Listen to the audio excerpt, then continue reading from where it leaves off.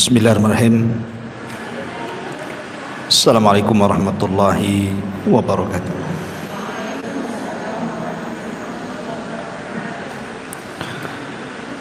Alhamdulillah wassalatu wassalamu ala Rasulillah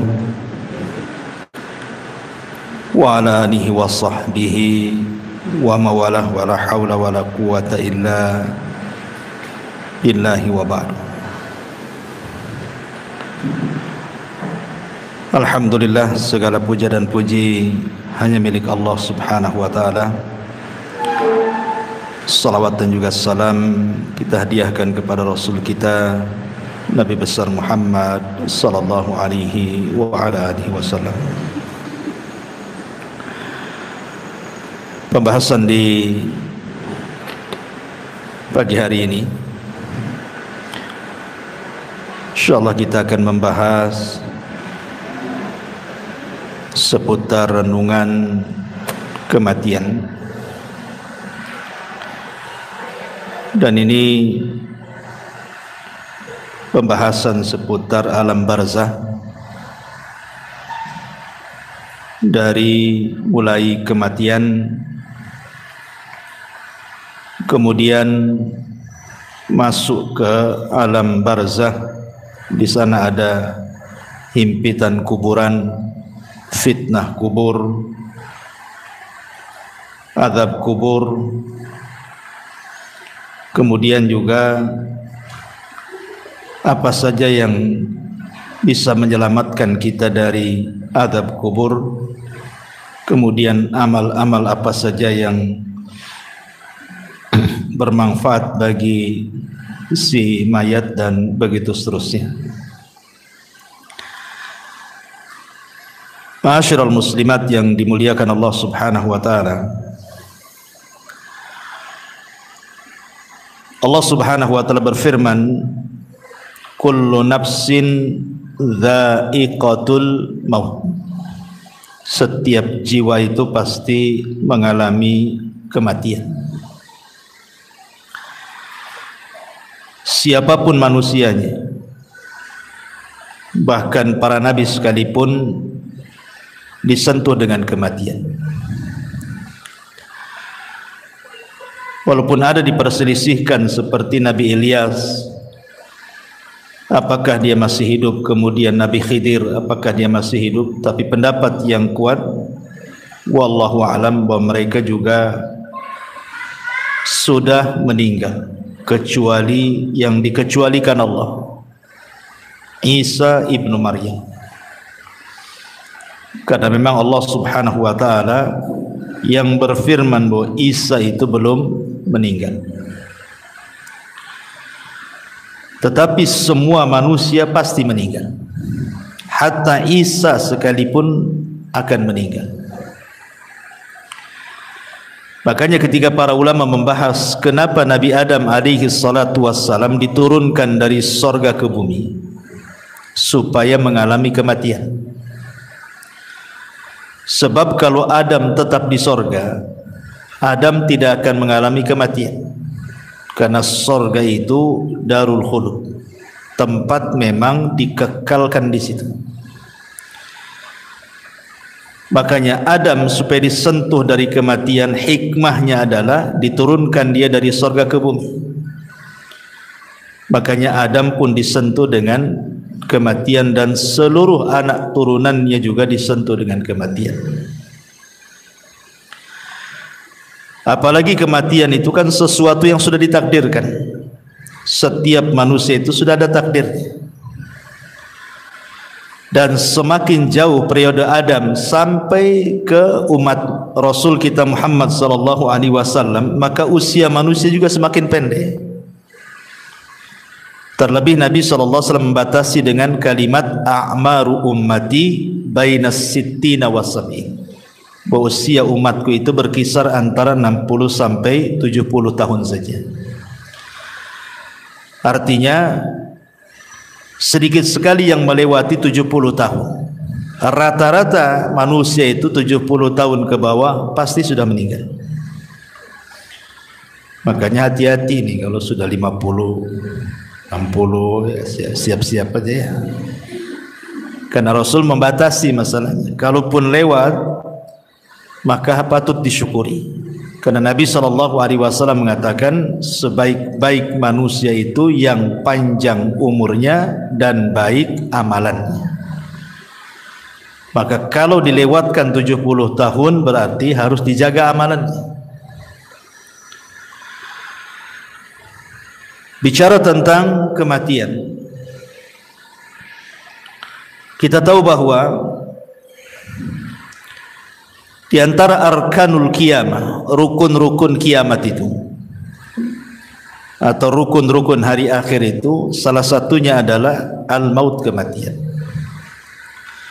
Makanya Nabi SAW mengatakan, idza mata ahadukum qamat qiyamatuh. Kalau seandainya salah seorang di antara kalian itu meninggal, berarti telah tegak kiamat padanya. Kiamat itu maksudnya kiamat besar itu pasti terjadi. Sebagaimana kematian juga pasti berlaku. Tetapi dari dua perkara ini yang jelas-jelas adalah kematian. Yang pasti, itu pasti adalah kematian. Sebab kiamat besar itu belum pasti kapan terjadinya. Karena Nabi SAW sendiri ketika ditanya oleh malaikat Jibril kapan kiamat, Rasul tidak jawab kan. Rasul hanya mengatakan mal mas'ulu anha bi'a'lama minas sa'il. Orang yang ditanya tidak lebih paham daripada orang yang bertanya. Maknanya Rasul dan Jibril sama-sama tidak tahu kapan kiamat. Tapi kalau kematian itu sudah kepastian. Kenapa? Karena Rasul sudah membatasi umur. Antara 60 sampai 70 tahun, sedikit yang melewati itu, kata Nabi. Lah dari sini karena kematian jauh lebih pasti dibandingkan kiamat, maka sudah selayaknya manusia itu punya persiapan. Apa persiapannya? Tentu tidak lain dan bukan taqwallahi azza wa jalla, bertakwa kepada Allah subhanahu wa ta'ala. Ma'asyiral muslimat yang dimuliakan Allah subhanahu wa ta'ala, ada hadis yang panjang sekali. Hadis ini dari Bara' bin Azib radhiyallahu anhu. Jadi suatu ketika Nabi SAW itu bersama para sahabat sedang hendak menguburkan salah satu jenazah. Tetapi ketika itu yang menggali lubang belum selesai menggali lahat, sehingga Rasul saat-saat menanti penggalian lahat itu, Rasul mengumpulkan para sahabatnya kemudian berceramah seputar dicabutnya ruh mukmin dan kafir. Lah Nabi SAW kemudian menjelaskan, adapun ruhnya seorang mukmin, kata Nabi SAW, maka akan dicabut dimulai dari jari jemari kaki dan juga tangan. Jadi ruh itu tercabut dari jari jemari dulu, kemudian naik ke atas sampai kemudian di tenggorokan. Lah apabila ruh itu sudah berkumpul di tenggorokan, maknanya ruh tidak mungkin dikembalikan. Kalau ruh sudah sampai di tenggorokan, ruh tidak mungkin dikembalikan lagi ke badannya. Inilah isyarat firman Allah subhanahu wa ta'ala, hatta idza balagatit taraqi wa qila man ra. Hatta idza balagatit taraq, sampai ketika ruh itu di tenggorokan, maka Allah katakan apa? Wa qila man ra. Siapa yang bisa meruqyah dia? Maksudnya mengembalikan ruh ke dalam jasadnya gitu. Tidak ada. Dari sini Rasul mengatakan bahwa tobat seorang hamba tertutup dan tidak ada guna apabila ruh sudah sampai di tenggorokan. Kata Nabi SAW, innallaha yakbalu taubata abdin ma lam yugharghir.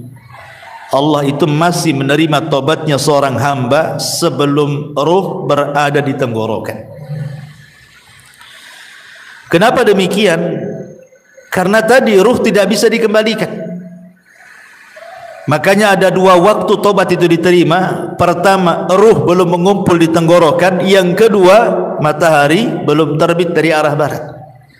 Kalau dua perkara belum terjadi, maka ada kesempatan tobat. Tapi kalau dua waktu sudah terjadi, maka tobat tertutup. Kemudian Nabi SAW mengatakan, apabila ruh dicabut itu tabi'ahul basar. Jadi pandangan kita mengikuti. Ruh itu kan keluar dari mulut kita. Kemudian keluar, nanti mata ini mengikuti ruh tercabut. Makanya setiap orang yang meninggal pasti melotot matanya, karena mengikuti pandangannya. Maka disunahkan ditutup supaya tidak mengenakuti orang. Lah disitulah Allah Subhanahu wa ta'ala mengutus malakul maut dan rusulul maut. Jadi ada dua malaikat. Pertama malakul maut yang memang tugasnya hanya mencabut nyawa. Dan malakul maut itu bukan satu malaikat seperti Jibril, satu malaikat kan, Mikail satu malaikat, Israfil satu malaikat. Malakul maut ini jumlahnya banyak. Karena setiap hari yang mati itu kan bukan satu orang. Satu dunia ini bisa ratusan bahkan ribuan. Kalau terjadi bencana seperti kemarin di Turki kan, itu bisa ribuan tuh dalam satu hari itu. Kemudian yang kedua ada namanya rusulul maut. Seperti Allah Subhanahu wa ta'ala mengatakan, tawaffathum rusuluna. Maka Allah Subhanahu wa ta'ala mewafatkan mereka dengan mengutus rasul-rasul kami. Lalu apa tugasnya rasul-rasul maut itu? Malaikat-malaikat utusan kematian itu, ada yang menyiapkan kain kapan dari sorga kalau dia ruhnya seorang mukmin. Ada yang menyiapkan hanut. Hanut itu maksudnya minyak wangi. Dan ada tugasnya membisikkan di telinga orang yang sedang sakaratul maut.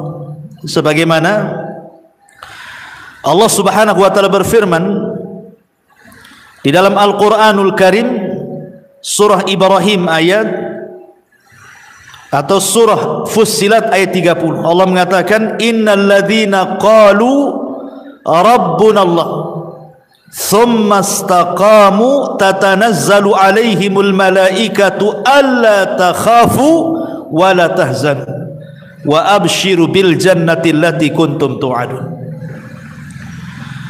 Orang-orang yang mengatakan Rabb kami Allah, kemudian mereka istiqamah, maka turun padanya para malaikat saat menjelang wafatnya. Kemudian membisikkan di telinganya, jangan takut, jangan sedih, berbahagialah, karena sorga sudah menanti untukmu apa yang Allah janjikan kepadamu.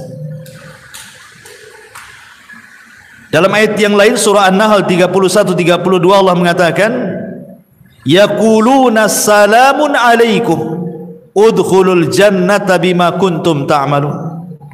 Keselamatan bagi kalian, masuklah kalian ke dalam sorga karena apa yang kalian kerjakan. Makanya kemudian Nabi SAW mempermisalkan saking lembutnya malaikat pencabut nyawa. Ketika mencabut nyawa ruhnya orang yang beriman itu dipermisalkan seperti tetesan air yang terakhir keluar dari mulut teko.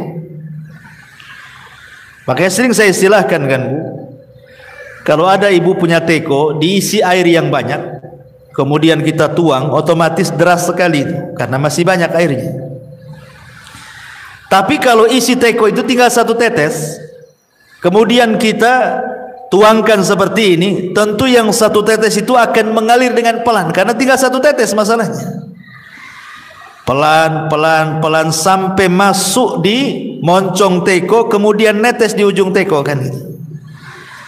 Lah Rasul sallallahu alaihi wasallam mempermisalkan seperti itulah lembutnya ruh seorang mukmin ketika dicabut. Seperti tetesan yang terakhir. Saking lembutnya dari jemari naik terus ke badan sampai ke tenggorokan, sampai kemudian keluar dari mulut seorang mukmin.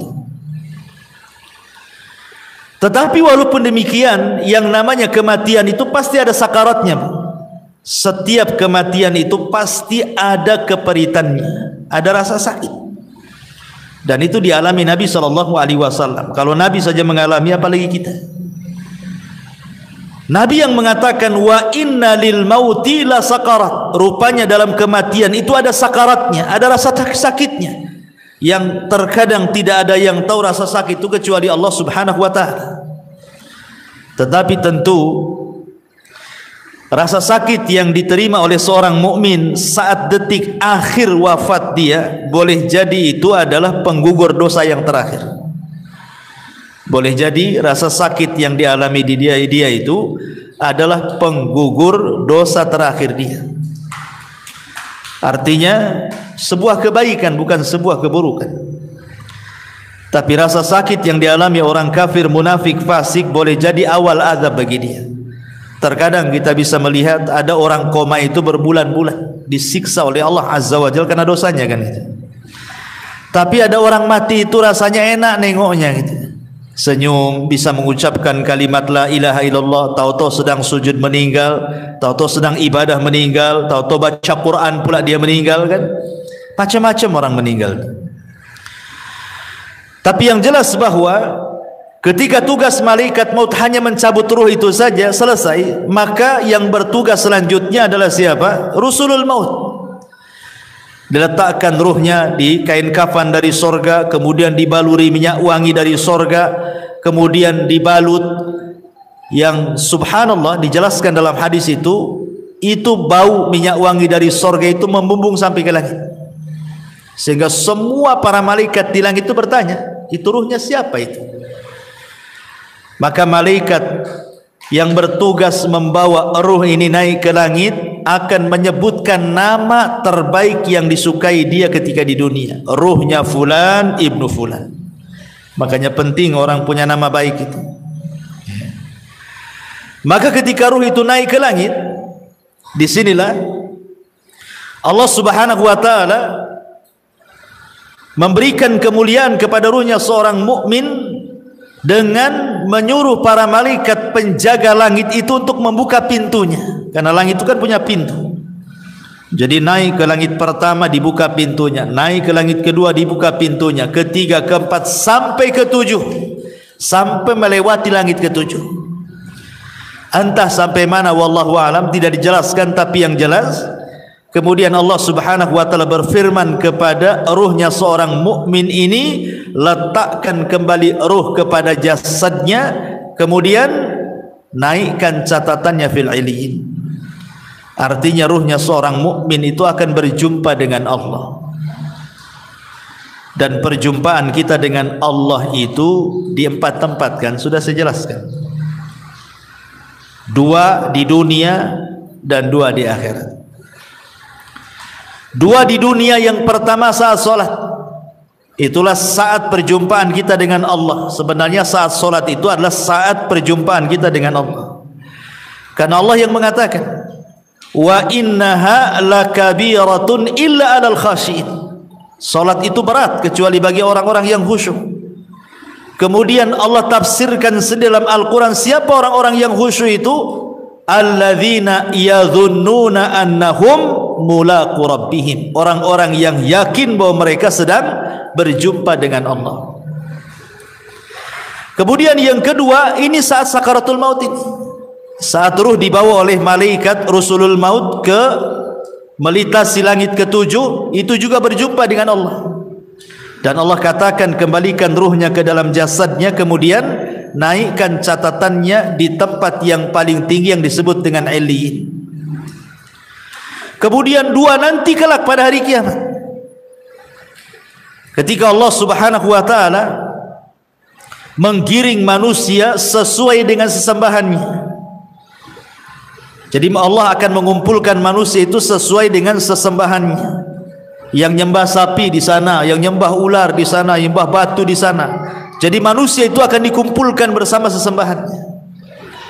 Ketika semua manusia dikumpulkan bersama sesembahannya, disitulah Allah Subhanahu wa taala akan menampakkan siapa yang menyembah kepada dirinya. akan menampakkan kepada manusia yang selama ini menyembah kepada dirinya. Anehnya di situ orang yang beriman dengan orang munafik dikumpulkan. Ketika Allah Subhanahu wa taala kemudian menyingkapkan dirinya, maka semua orang-orang yang beriman sujud. Tapi orang-orang munafik tidak bisa sujud. Fala yastati'un. Inilah perjumpaan orang-orang yang beriman kelak di padang mahsyar. Dan yang terakhir tentu di sorga. Dan itu nikmat yang paling besar, ru'yatullahi azza wa jalla, memandang wajah Allah Subhanahu wa ta'ala. Jadi ketika ruh itu kemudian naik ke langit dan Allah Subhanahu wa ta'ala memerintahkan untuk dikembalikan ke dalam jasadnya, kapan itu peristiwa ini? Ketika manusia sibuk sedang fardu kifayah. Jadi ketika mayat meninggal, ruh diangkat itu kan orang-orang sibuk tuh. Ada yang memandikan, ya kan? Ada yang mengkafankan, ada yang menyolatkan. Jadi mayat itu sendiri yang sudah tidak ada ruh itu sibuk sedang di fardu kifayahkan, sementara ruh itu punya kesibukan sendiri, gitu maksudnya. Baru setelah kemudian selesai menyolatkan, kemudian ruh ini dimasukkan ke dalam jasadnya dimasukkan ke dalam keranda, kemudian menuju kuburan, ya kan? Maka ruh ini kemudian masuk di situ. Kalau ruhnya orang-orang yang beriman, maka akan bicara, qaddimuni qaddimuni, segerakan aku katanya. Jadi ketika berada di atas kendaraan itu, keranda itu, maka ruhnya orang yang beriman itu yang masuk ke dalam jasadnya, dia akan bicara, tapi tidak ada yang mendengar. Ya, walaupun mungkin suaminya, istrinya, ayahnya, anaknya, nggak ada yang mendengar. Walaupun dia teriak-teriak qaddimuni qaddimuni gitu, segerakan aku. Tapi kalau ruhnya orang kafir, ruhnya orang munafik, ruhnya orang-orang fasik, dia akan berteriak-teriak, celaka kalian, celaka kalian. Ya wailaha aina tadhhabun, celaka kalian, mau dibawa kemana aku ini, katanya. Ini kalau ruhnya orang jahat nih, mereka akan mengatakan ya wailaha aina tadhhabuna biha, hendak dibawa kemana aku ini. Subhanallah. Kata Nabi SAW, yasma'u sautuha atau yasma'u sautaha kullu syai'in, segala sesuatu mendengar teriakannya, illal ins, kecuali manusia. Manusia tidak mendengar. Jadi ketika ruh sudah menyatu dengan jasadnya, kemudian dibawa ke arah kuburan dan hendak dikuburkan itu, dia berteriak-teriak. Binatang mendengarnya, semua makhluk mendengarnya, kecuali manusia dan jin tidak bisa mendengar. Tetapi kalau ruhnya orang baik, tadi saya katakan apa? Dia akan mengatakan qaddimuni qaddimuni, segerakan aku katanya. Subhanallah kan? Justru senang orang-orang yang beriman itu suruh disegerakan. Dari sini Nabi SAW mengatakan apa? Asri'u bil janazah, segerakan kalian memfardu kifayahkan jenazah. Kenapa demikian? Wa in taku salihatan fa khairun tuqaddimuna. Kalau memang ini orang baik, maka anda sudah berlaku kebaikan kepada orang ini dengan menyegerakan. Wa in taku ghaira dzalik, tapi kalau tidak demikian, maksudnya dia orang jahat, fasyarrun tadhauna fi riqabikum, itu sama saja meletakkan keburukan di rumah kalian. Maka segerakan. Mau orang baik segerakan, mau orang jahat segerakan. Kalau orang baik berarti kebaikan bagi si mayat, kalau orang jahat sama saja meletakkan kejahatan di rumah. Maka segerakan.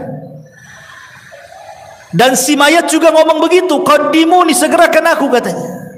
Tapi kalau orang jahat dia mengatakan ya wailaha aina tadhhabuna biha, mau dibawa kemana aku katanya. Akhirnya kemudian ketika betul-betul sudah dimasukkan ke liang lahat, si mayat ini sempat mendengar suara terompah. Orang-orang yang mengantarkannya itu masih mendengar dia. sampai ketika sayup-sayup semakin jauh karena meninggalkan dia.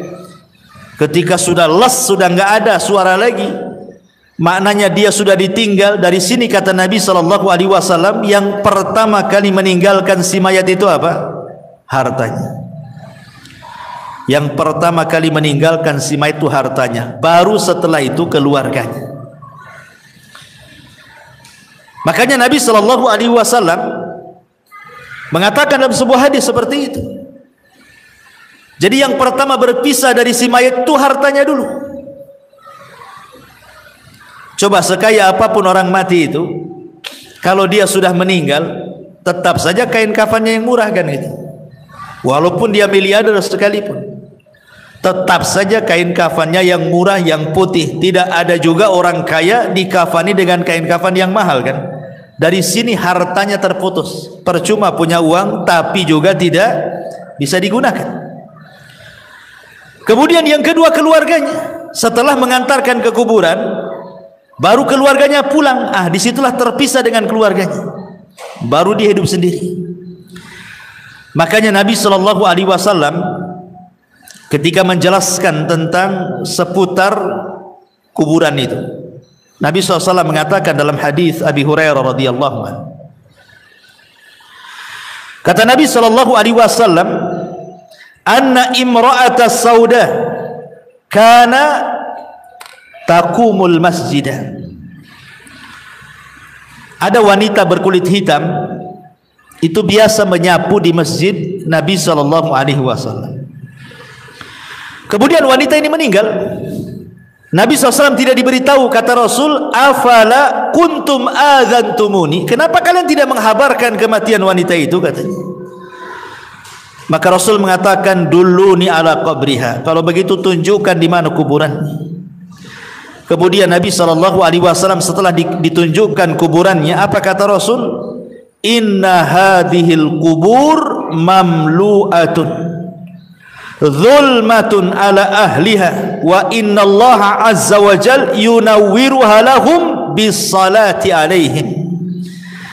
Kata Nabi SAW, sesungguhnya kuburan-kuburan ini dipenuhi dengan kegelapan-kegelapan bagi para penghuninya, dan sesungguhnya Allah Subhanahu wa taala menyinarinya bagi mereka dengan salatku terhadap mereka.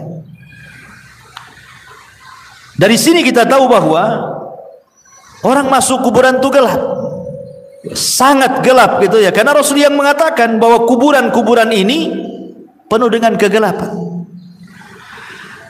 Bukan hanya penuh dengan kegelapan, Bu ya, tapi penuh dengan ketakutan. Dan itu disebutkan dari Hani radhiyallahu an, budaknya Utsman ibn Affan radhiyallahu an. Dia berkata, kana Utsman idza waqafa ala qabrin baka hatta yablu lihiyatahu. Kebiasaan Utsman, kata Hani ini, jika berhenti di sebuah kuburan, beliau menangis sampai tangisannya membasahi janggutnya. Faqila lahu, maka dikatakan kepadanya, tudzakkirul jannata wan nar fala tabki wa tabki min hada. Wahai Utsman, kau diingatkan dengan sorga dan neraka tak menangis, tetapi diingatkan dengan kuburan menangis pula. Apa jawaban Utsman?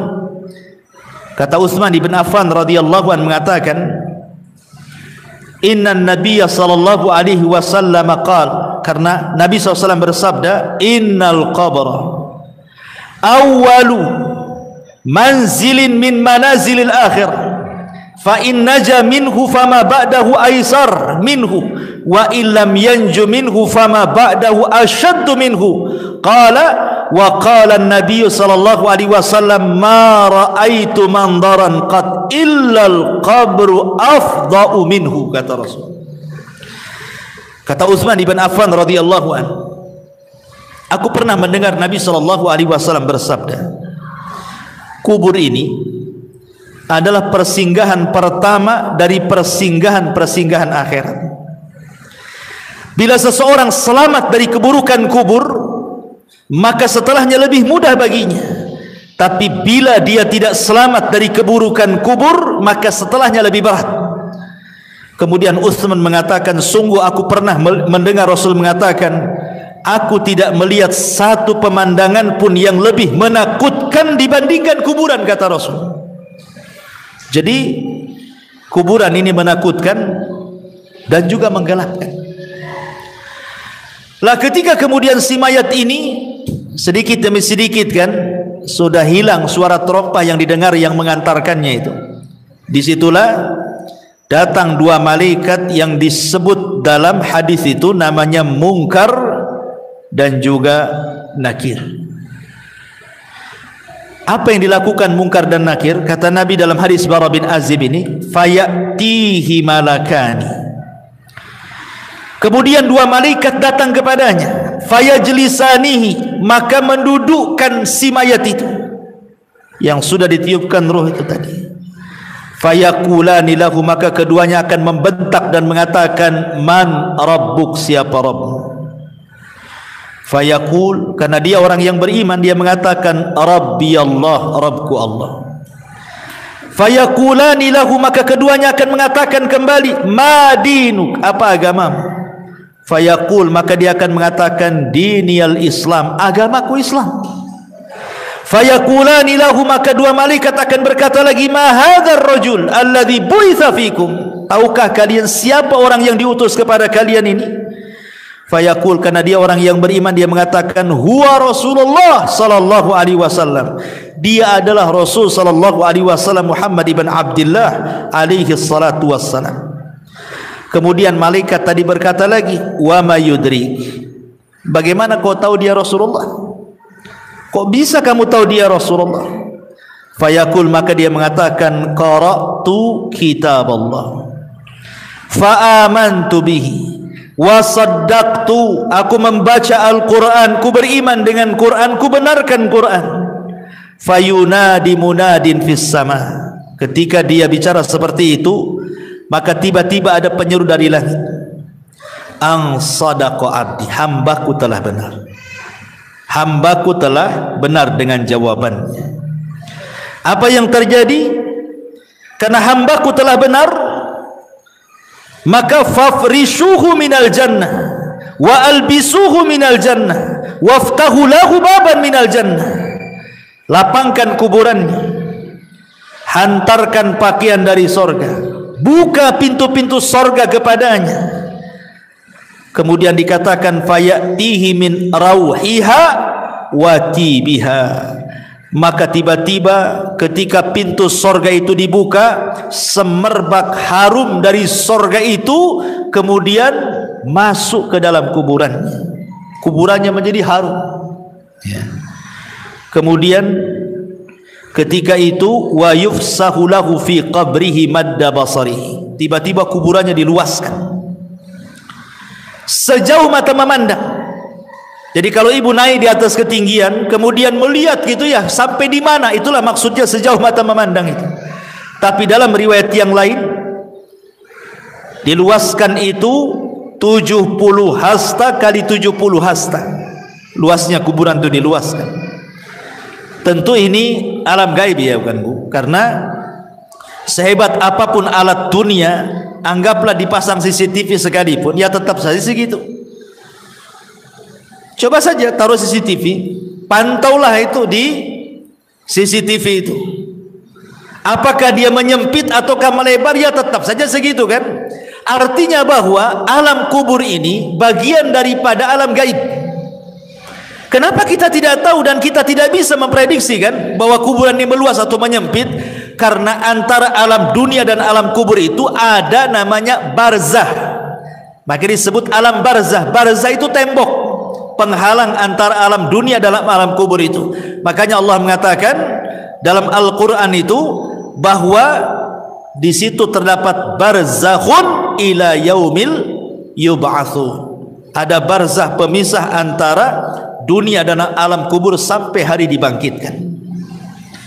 Ma'asyiral muslimat yang dimuliakan Allah Subhanahu wa taala, apa yang terjadi setelahnya? Setelah kuburannya diluaskan sejauh mata memandang, subhanallah, wa ya'tihi rajulun hasanul wajhi, tiba-tiba datang seseorang indah pakaiannya, Hasanul thiyab, indah wajahnya, hasanul wajhi, indah wajahnya, hasanul thiyab, indah pakaiannya, tayyibur rihi, sangat harum baunya.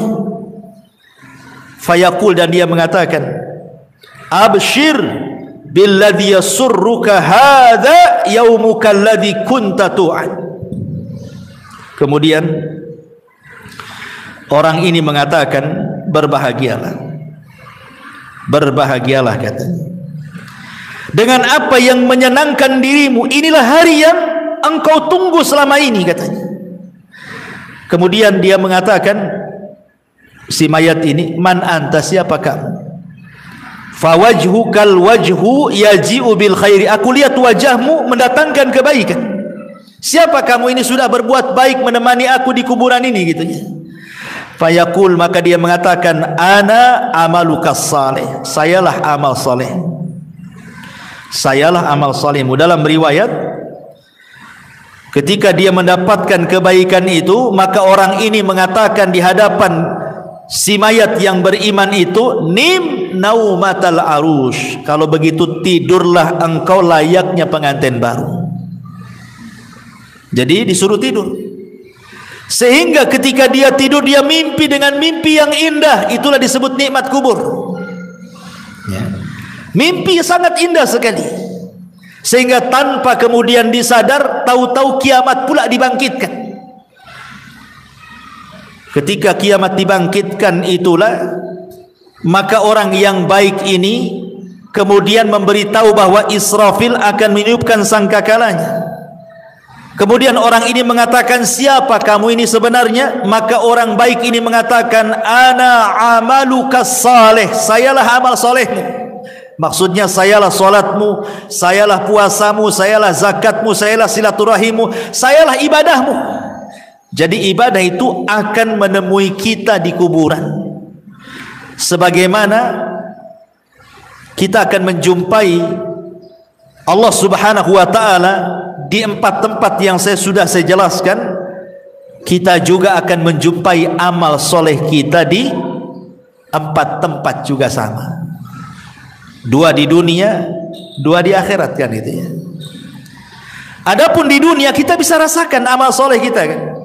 Ibu kalau hari-hari ngaji seperti ini kan tambah itu kan iman kita itu rasanya itu mau ibadah itu semangat, itu artinya kita mendapatkan amal soleh kita di dunia itu ada pengaruhnya. Sebagaimana orang maksiat kan ada pengaruhnya bukan? Futur, malas gitu ya kan.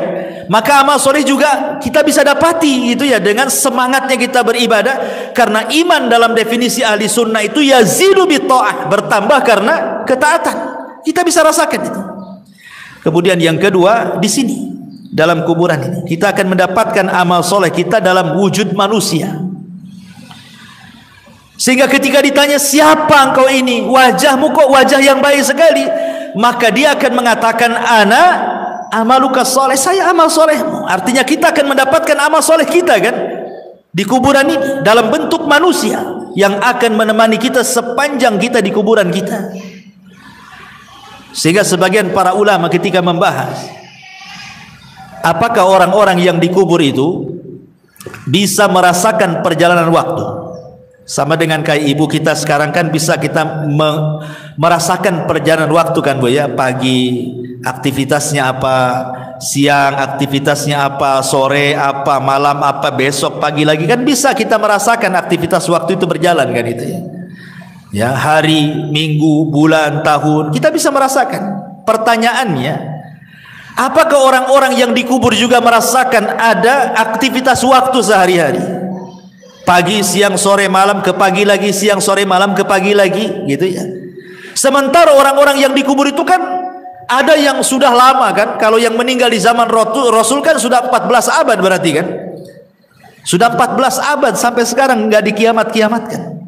Atau yang sebelum Nabi umpamanya, tentu lebih lama lagi orang itu di kuburan itu.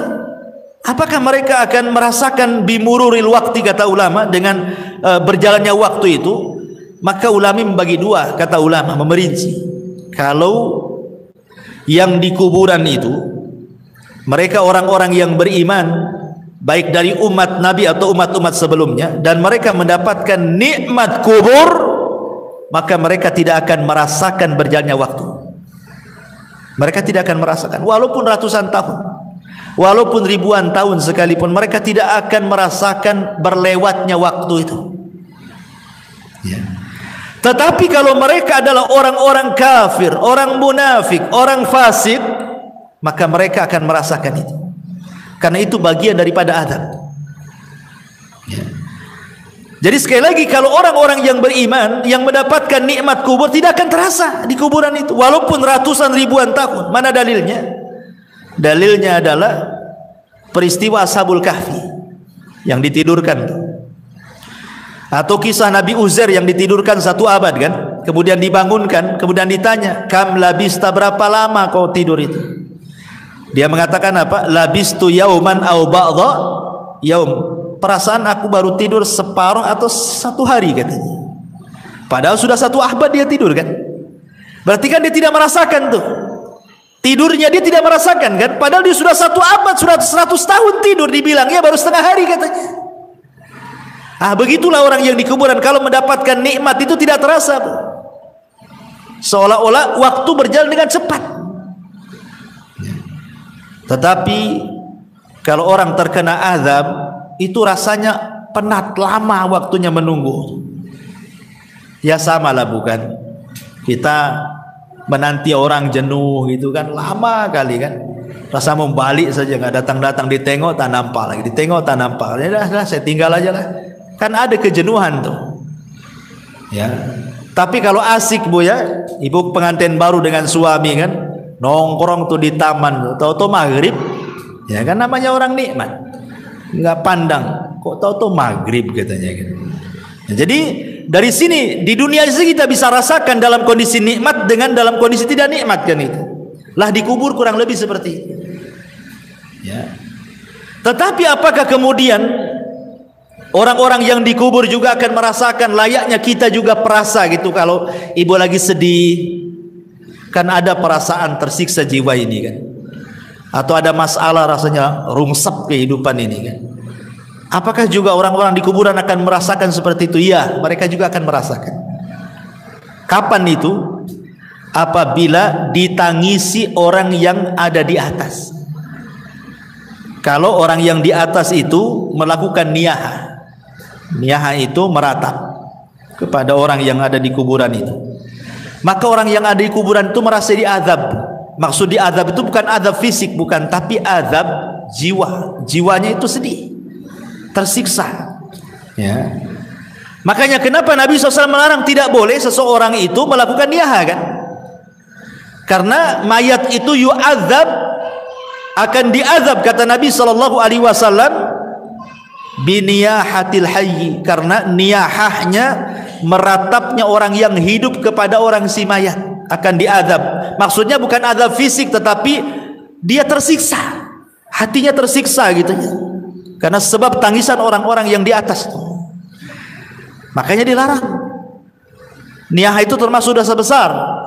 Nabi SAW sampai mengatakan, kalau orang yang meratap itu tidak bertobat, kata Rasul, maka dia akan dibangkitkan kelak pada hari kiamat dengan dipakaikan pakaian dari ya, dari besi panas dulu yang timah panas, kemudian dari baju yang gatal, yang nggak bisa dicopot, gatal saja. Ya naudzubillah. Jadi mereka pun akan merasakan apa namanya ya, bahasa kitanya rungsep tuh ya, hatinya itu nggak tenang disebabkan tangisan orang-orang yang di atas kuburan. Makanya tidak boleh kalau ada orang yang meninggal, ikhlaskan saja. Kalau menangis, menangislah sebagai tangisan rahmat karena kesedihan, bukan karena menolak takdir kan. Karena ada orang yang menangis itu karena menolak takdir kan bu ya, meraung-raung, nanti kalau anak-anak besar jadi apa, kamu sudah nggak ada, semacam kan itu ya. Nanti Allah yang menentukan takdirnya, bukan si bapak yang sudah meninggal kan itu ya. Jadi itu yang tidak boleh, karena niyah itu seolah-olah tidak terima dengan takdir, guling-guling, nangis-nangis, robek-robek, pukul-pukul, pangkas-pangkas rambut dan begitu seterusnya. Baik. Intinya bahwa ketika kemudian si mayat itu diberikan nikmat oleh Allah Subhanahu wa taala, nikmat kubur, maka dia tidak akan merasakan dengan berjalannya waktu. Waktu itu akan panjang, tahu-tahu sudah dikiamatkan. Tapi yang perlu ibu pahami bahwa di dalam peristiwa-peristiwa kubur itu, sebelum dua pertanyaan malaikat mungkar dan nakir yang disebut dengan fitnah kubur itu, ada peristiwa yang sebelumnya dilalui manusia yang disebut dengan dhagtatul qabri, himpitan kuburan. Jadi himpit dulu, baru setelah itu fitnah kubur, gitu maksudnya. Dan ini disebutkan oleh para ulama tentang masalah himpitan kubur ini. Di antaranya adalah yang disebutkan oleh pendapat Abu Hanifah. Wa dhagtatul qabri wa adzabuhu haqqun.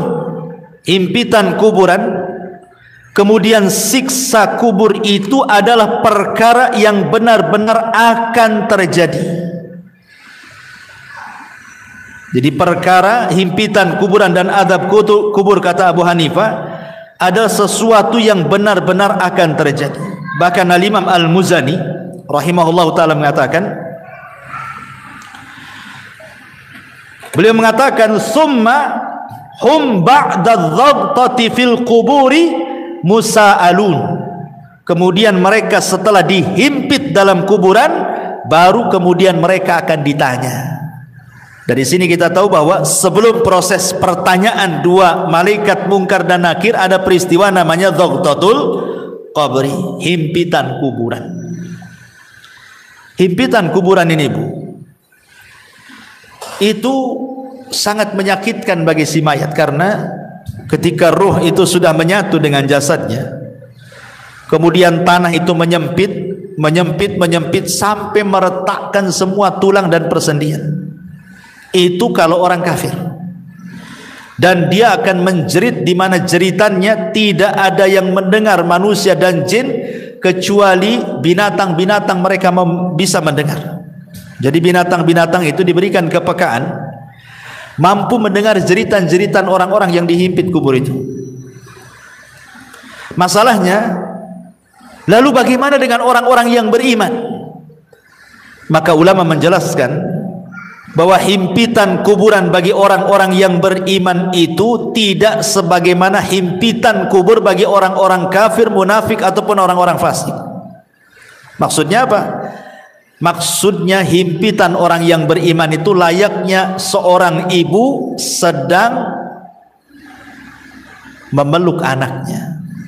Jadi kalau ada anak bayi ibu peluk gitu ya, seperti itulah seorang mukmin ketika dihimpit oleh kuburan. Jadi tanah itu seolah-olah ibu bagi kita, dan kita anak dari tanah itu. Jadi tanah itu menghimpit kita itu seperti seolah-olah ibu memeluk seorang bayi. Kenapa demikian? Sebab kalau seandainya himpitan itu meretakkan gitu ya, menyakitkan persendian, meretakkan tulang-tulang, tentu akan bercanggah dengan hadis-hadis. Seperti umpamanya Nabi SAW ketika didatangkan seorang bayi kemudian dikubur, kata Nabi SAW, kalau ada orang yang selamat dari himpitan kubur, tentu bayi ini kan selamat. Bayi ini salahnya apa? Kok dihimpit? Kan belum berbuat dosa kan? Berarti himpitan bayi ini tidak akan mempengaruhi kepada bayi. Atau ketika Nabi SAW menceritakan tentang Sa'd bin Mu'adz, seorang pemimpin Aus, yang ketika meninggal itu kan bergegar arasnya, 70.000 malaikat turun mengantarkan jenazahnya. Kemudian Nabi SAW mengatakan, kalau ada orang yang selamat dari himpitan kubur, inilah orangnya, katanya. Maksudnya Sa'd bin Mu'adz. Tapi dia pun tak selamat. Berarti menunjukkan bahwa bukan himpitan kubur kepada Sa'd bin Mu'adz atau kepada bayi tidak akan sama dengan himpitan kepada orang-orang kafir. Ya, makanya ulama memberikan catatan, himpitan kuburan kepada orang-orang yang beriman layaknya seorang ibu memeluk bayinya dengan lembut. Jadi bukan sebuah siksaan gitu maksudnya, tetapi justru sebuah kabar gembira. Baru setelah himpitan baru namanya fitnah kubur, pertanyaan tadi ya. Baru setelah itu tergolong manusia kepada dua kelompok, bisa masuk pada nikmat kubur, bisa masuk kepada azab kubur. Baik, ma'asyiral muslimat yang dimuliakan Allah Subhanahu wa taala. Ini satu sisi ya. Maksudnya kalau ruhnya itu orang yang beriman. Sekarang kalau ruhnya orang kafir munafik, tentu sebaliknya. Sebaliknya daripada ruhnya orang-orang yang beriman. Ya. Di antaranya adalah Nabi Shallallahu Alaihi Wasallam mengatakan kalau ruhnya orang kafir ketika dicabut, Bu, itu Nabi SAW mempermisalkan seperti safud. Safud itu macam pisau yang bengkok seperti ini. Ini safud, ini pisau bengkok macam serulit gitu ya.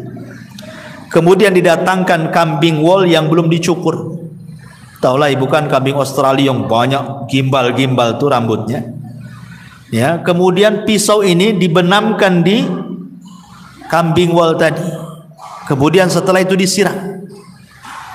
Secara otomatis maka bulu-bulu kambing yang disiram itu kan akan nempel di pisau, Bu. Setelah nempel di pisau, kemudian ibu cabut paksa pisau itu dengan sangat keras gitu ya. Apa yang terjadi? Pasti akan merontokkan bulu-bulunya. Kata Nabi SAW, seperti itulah ruhnya orang kafir, munafik, fasik dicabut oleh malaikat maut. Jadi akan merontokkan persendiannya. Karena ketika malakul maut mencabut ruhnya orang kafir, munafik, fasik itu, maka rusulul maut akan menghembuskan dan menakut-nakuti di telinga orang-orang yang akan dicabut itu dan mengatakan, hei ruh yang busuk, ruh yang jahat, ruh yang jelek, keluar. Di sana kemurkaan dan kemarahan Allah sudah menantimu, katanya. Gimana dia mau keluar ditakut-takuti seperti itu? Tentu tidak akan keluar. Makanya dipaksa. Dia keluarnya itu dipaksa sehingga dia akan merontokkan semua persendiannya. Dia akan merasakan sakit yang luar biasa ya. Kemudian setelah ruhnya diletakkan di kain kafan dari neraka, kemudian bau busuknya melambung ke langit, semua malaikat mencaci maki dia. Tidak ada satupun malaikat memujinya, Bu. Bahkan mencaci maki, ini ruhnya siapa busuk sekali. Bahkan malaikat-malaikat penjaga pintu langit pertama tidak akan membuka pintunya. Jangan langit kedua, langit ketiga. Langit pertama saja nggak mau buka pintunya. Dan Allah hanya mengatakan dari atas sana dan mengatakan, jatuhkan ruhnya ke dalam jasadnya. Letakkan catatannya di bumi yang paling dasar yang disebut dengan sijin.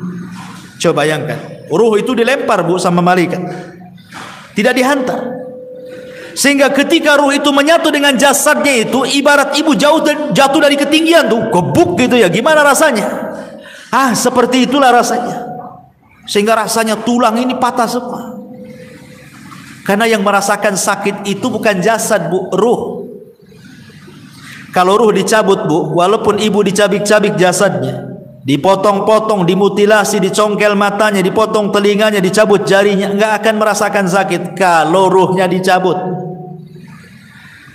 Tapi kalau ruhnya dikembalikan, itulah sakit yang dialami itu, bagaikan dia jatuh dari ketinggian, itu yang dia rasakan ya. Sudah itu pula kemudian tiba-tiba dihimpit kuburan gitu, retak semuanya kan.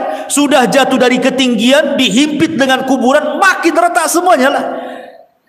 Sedang dia merasakan sakit, tiba-tiba dibentak pula malaikat Munkar dan Nakir. Kayak apa tuh coba? Siapa Rabb? Siapa nabimu? Ya. Siapa agamamu? Ya, nggak bisa jawab lah dia. Dia aja masih merasakan sakit yang luar biasa. Ya. Makanya ma'asyiral muslimat yang dimuliakan Allah Azza wa Jal, maka dia akan terus menjerit-jerit dalam kuburannya. Manusia dan jin tidak akan mendengarnya kecuali hewan-hewan atau binatang-binatang yang Allah takdirkan mampu mendengarnya. Ma'asyiral muslimat yang dimuliakan, dan begitu seterusnya. Dan Allah Subhanahu wa taala ketika dia tidak sanggup menjawab, apa kata Allah? Angkadzaba abdi, hambaku telah berdusta. Bukakan pintu neraka, hempaskan panasnya. Lah disitulah dia akan mengalami yang disebut dengan azab kubur ya. Ini sekilas tentang kematian, fitnah, himpitan, azab dan juga nikmat kubur. Baik. Kita masuk pada pembahasan berikutnya. Ma'asyiral muslimat yang dimuliakan Allah Subhanahu wa taala. Kalau kita sudah tahu dan kita yakin dan percaya di sana ada nikmat dan azab kubur, lalu apa saja hal-hal yang bisa kita ini terhindar dari itu semuanya? Apa caranya supaya kita bisa terhindar dari azab kubur itu? Karena begini Bu, dalam sebuah hadis tentang Nabi SAW. Jadi suatu malam Nabi SAW itu pernah bermimpi Bu. Dalam mimpinya datang dua malaikat kemudian membawa dia, dan mimpinya Nabi itu wahyu, lain dengan mimpi kita. Dibawa ke sebuah tempat, ya. Kemudian disitulah rupanya diperlihatkan tentang azab-azab yang luar biasa. Sampai Rasul heran, kenapa mereka? Azab apa yang mereka lakukan gitu ya? Apa di antara yang Rasul lihat? Dan ulama sepakat bahwa hadis ini bicara tentang azab kubur, bukan azab neraka. Di antaranya Nabi SAW melihat ada orang yang dipecahkan kepalanya dengan batu kan? Dipecahkan kepalanya dengan batu. Kemudian setelah dipecahkan nih, kemudian malaikat yang memecahkan kepala itu pergi hendak mencari batu lain. Kemudian datang lagi, kepalanya sudah utuh lagi, dipecahkan lagi. Kemudian sudah pecah, dia pergi lagi cari batu lagi yang baru, datang lagi, rupanya kembali lagi kepalanya. Asik gitu saja. Jadi Rasul mengatakan, mahadan, ini siksaannya apa nih orang ini, kok ngeri kali gitu ya. Rupanya kemudian malaikat mengatakan bahwa siksaan orang ini karena ketika datang waktu sholat sengaja dia tidur. Datang waktu sholat, harusnya kan dia sholat, sengaja pula dia tidur. Kemudian yang kedua, ada lagi orang itu digambarkan oleh Nabi SAW. Subhanallah.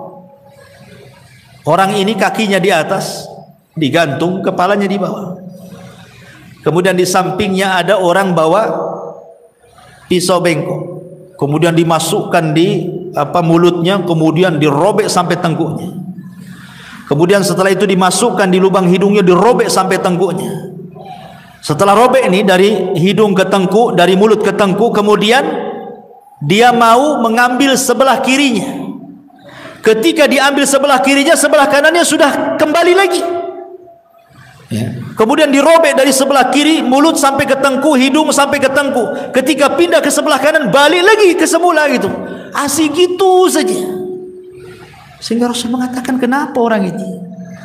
Maka kemudian malaikat ini mengatakan, karena ketika di dunia ini dia suka berdusta sampai dustanya itu membumbung ke ufuk katanya. Maksudnya apa dusta membumbung ke ufuk itu Bu? Maksudnya dusta membumbung ke ufuk itu maksudnya dustanya itu sampai menyebar kemana-mana. Dahulu orang berdusta menyebar itu kan sulit Bu. Pamannya kita mau berdusta, untuk menyebar di satu puskopkar ini agak sulit karena kan dari mulut ke mulut. Tapi kalau sekarang ini kita nulis di medsos saja sebuah berita hoax, itu sudah menyebarkan satu dunia bukan?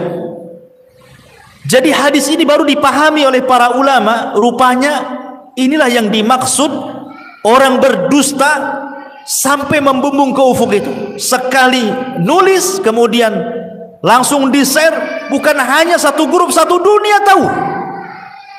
Inilah maksudnya berdusta membumbung ke ufuk ini. Naudzubillah, sekarang loh hari-hari orang berdusta semua orang lihat. Ya, maaf saya minum.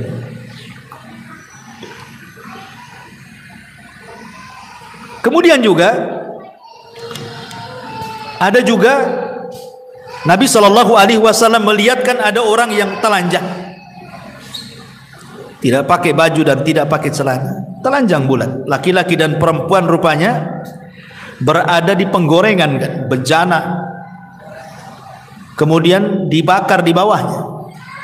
Dia tidak bisa keluar dari bejana itu, kepanasan luar biasa. Ketika ditanya, rupanya mereka adalah para pezina.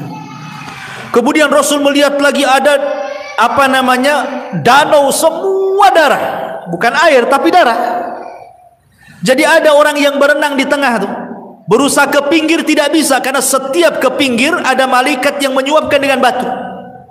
Akhirnya ke tengah lagi, ke pinggir disuapin batu lagi, ke tengah lagi, tersiksa orang ini. Ketika ditanya, rupanya mereka adalah para pemakan riba. Ya. Kemudian juga ada separuh jasadnya bagus, separuhnya jelek. Jadi jasad kesininya cantik, kesininya busuk gitu ya. Ada dua wajah gitu ya, dua badan, satunya jelek, satunya bagus gitu ya. Ketika kemudian ditanya siapa mereka, mereka lah yang mencampur adukan antara amal saleh dengan perbuatan jahat, mencampur adukan yang hak dengan yang batil ya. Kemudian ada juga kaum itu kukunya banyak gitu, kukunya itu dari nuhas, disebutkan dari besi. Kemudian dicakar-cakar oleh sendiri itu sampai terkelupas daging dari tulangnya itu dicakar sendiri. Rupanya ketika ditanya siapa mereka, kok bisa mencakar-cakar badannya sendiri sampai terkelupas daging dari tulangnya. Kemudian malaikat, merekalah orang-orang yang suka membicarakan aib orang lain. Ya, merekalah orang-orang yang suka membicarakan aib orang lain. Dan banyak lagi. Rasul menjumpai aneh-aneh siksaan orang-orang itu. Dan ulama mengatakan ini bukan siksaan neraka, ini siksa kubur. Apa penyebabnya coba? Penyebabnya banyak. Tadi sudah disebutkan di sini. Di antaranya orang yang tidur saat waktu sholat. Kemudian orang yang berdusta sampai membumbung ke langit. Kemudian orang yang makan riba, kemudian orang yang berzina, kemudian orang yang membicarakan aib orang lain alias ghibah ya. Itu semua adalah bagian daripada penyebab-penyebab azab kubur. Termasuk juga Rasul pernah lewat di sebuah kuburan. Rasul mendengar orang-orang itu diazabkan. Kemudian Rasul mengambil pelepah kurma, dibelah jadi dua, kemudian diletakkan di satu kuburannya, yang satunya satu kuburan. Kata Rasul, mudah-mudahan sebelum kering pelepah ini bisa meringankan azabnya kan. Kemudian sahabat bertanya, kenapa orang itu wahai Rasul? Kata Rasul, yang satu karena suka ngadu domba kan, itu namimah, sana sini ngompori orang. Yang satunya pula kalau dia cebok tidak bersih, dia tidak pernah menghindar dari membersihkan najis saat buang hajat kecil ataupun hajat besar. Ini naudzubillah ma'asyiral muslimat yang dimuliakan Allah Subhanahu wa taala. Ini adalah di antara penyebab-penyebab orang mendapatkan azab kubur. Taib, kalau ini penyebab-penyebabnya, lalu siapa orang-orang yang akan terhindar dari azab kubur itu? Pertama, orang yang terhindar dari azab kubur adalah orang-orang yang mati syahid. Dan itu berdasarkan hadis, ma balul mu'minin yuftanuna fi kuburihim illa syahid. Ya Rasulullah, mengapa kaum mukminin diuji dalam kuburan kecuali yang mati syahid? Maka Rasul mengatakan, kafa bi barikatis suyuf ala ra'si fitnah. Cukuplah kilatan-kilatan pedang di atas kepala mereka saat perang itu menjadi fitnah bagi mereka. Maka mereka tidak akan terkena fitnah kubur. Mereka tidak akan terkena fitnah kubur. Secara otomatis tidak akan dapat azab kubur. Kalau fitnah saya saja tidak dapat, tidak ditanya, berarti langsung mendapatkan nikmat kubur orang ini ya. Kemudian juga setiap orang yang meninggal sedang bertugas jaga di jalan Allah, mungkin di perbatasan negara Islam dengan negara kafir gitu, atau saat berperang dia menjaga tentara gitu. Kemudian juga meninggal di hari Jumat kalau dia orang soleh. Kalau dia orang baik, orang soleh, orang taat, Allah berikan kematiannya di hari Jumat. Kemudian juga orang yang soleh, yang baik, kemudian Allah berikan kematiannya dengan cara sakit perut, ya, dengan cara sakit perut, ataupun dengan cara tenggelam, ataupun dengan cara terkena runtuhan ketika gempa gitu ya, terkena runtuhan, ya, dan dia orang baik, orang soleh dan soleha, maka Allah sengaja memberikan kematian terbaik bagi dia. Nah, itu juga diantara hal-hal yang bisa menghindarkan seseorang dari fitnah kubur dan juga azab kubur. Taib ma'asyiral muslimat yang dimuliakan Allah Azza wa Jalla, sekarang apa peran orang yang hidup, kita-kita ini loh Bu, yang hidup, supaya adalah amalan-amalan itu yang bermanfaat untuk meringankan orang yang ada di kuburan itu. Apa yang harus kita lakukan? Ma'asyiral muslimat yang dimuliakan Allah Subhanahu wa taala, sebelum saya menjelaskan hal ini, saya akan jelaskan amalan-amalan yang bermanfaat dulu bagi si mayat itu. Kata Nabi sallallahu alaihi wasallam, al-kayyisu man dana nafsa wa amila lima ba'dal maut. Orang yang cerdas itu Bu, adalah orang yang introspeksi, senantiasa introspeksi diri dan mempersiapkan sebuah amalan untuk kematiannya. Itu orang cerdas kata Nabi. Amalan ini kan banyak Bu ya kan, macam-macam amalan di dunia ini, tetapi orang yang cerdas itu pasti dia akan memilih mana-mana amalan yang bermanfaat untuk kematiannya, mana-mana amalan yang sedikit manfaat untuk setelah kematiannya. Lah di antara amalan-amalan yang sangat bermanfaat untuk setelah kematiannya disebutkan dalam beberapa riwayat. Pertama, ketika Nabi sallallahu alaihi wasallam bersabda dari hadis Muslim, "Idza mata ibnu Adam inqata'a amaluhu illa min thalathin. Shadaqatin jariyah aw ilmin yuntafa'u bihi aw waladin salihin yad'u lahu." Apabila anak Adam meninggal dunia, terputus amalnya kecuali 3 perkara: sedekah yang mengalir, ilmu yang bermanfaat, atau anak saleh yang mendoakan orang tuanya. Hadis yang kedua, hadis dari Abu Hurairah radhiyallahu an yang dikeluarkan Imam Ibnu Majah. Rasul mengatakan, "Inna mimma yalhaqul mu'min min amalihi wa hasanatihi ba'da mautihi." Sesungguhnya yang sangat bermanfaat bagi seorang mukmin dari amalannya setelah kematiannya dan dari kebaikannya setelah kematiannya, pertama, ilman 'allamahu wa nasyarahu. Ilmu yang ibu pelajari, kemudian ilmu itu didakwahkan ibu dan ibu sebarkan. Sekarang kan mudah menyebarkan ilmu kan, di tangan ibu kan ada handphone nih, pamannya sekarang ngaji, ibu rangkum, kemudian ibu tulis, kemudian ibu share di grup-grup, kan sama dengan menyebarkan ilmu. Daripada ilmu selfie-selfie nggak jelas kan, bagus kita nyebarkan ilmu gitu ya, jelas manfaatnya setelah kematian. Wa waladan salihan tarakahu, atau anak saleh yang ibu didik. Ibu didik sehingga anak ini menjadi anak yang saleh. Tidak mesti anak sendiri, entah anak saudaranya, entah anak orang, ibu ambil angkat, ibu didik sampai dia paham agama, kemudian ibu meninggal dan dia mendoakan, maka itu sangat bermanfaat.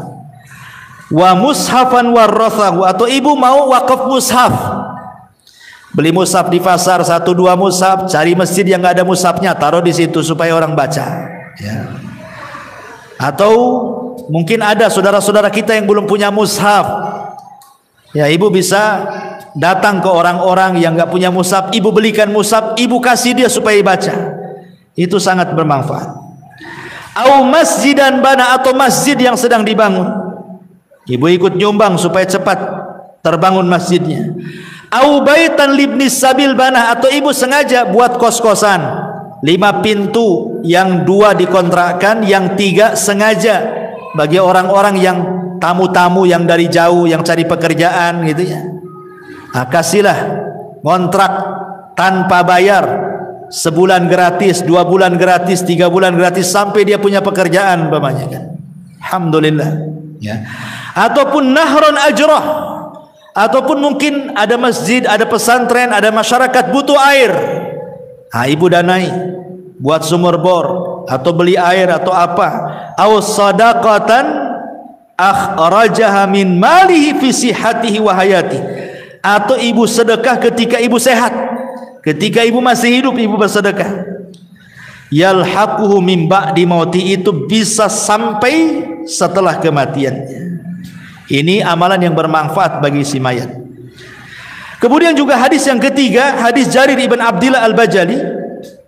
Rasul mengatakan, man sanna sunnatan hasanatan, barang siapa yang berikan contoh terbaik kemudian diikuti orang, kemudian diikuti lagi orang lain, akhirnya banyak mengikuti, maka dia akan mendapatkan pahala, dan pahala orang mengikutinya sampai pun dia sudah meninggal akan mengalir terus gitu. Ini juga memberikan contoh yang terbaik kepada orang lain. Termasuk juga adalah hadis juga, amalan yang paling baik selain daripada itu adalah doa, haji, umroh, dan begitu seterusnya ya. Ini diantara amalan-amalan ya. Lalu kita yang hidup, umpamanya ayah kita meninggal, ibu kita meninggal, suami atau istri atau siapalah dari orang yang kita cintai meninggal, bagaimana cara membahagiakan mereka? Para ulama mengatakan yang paling mudah membahagiakan orang yang ada di kubur itu doa. Itu yang paling mudah.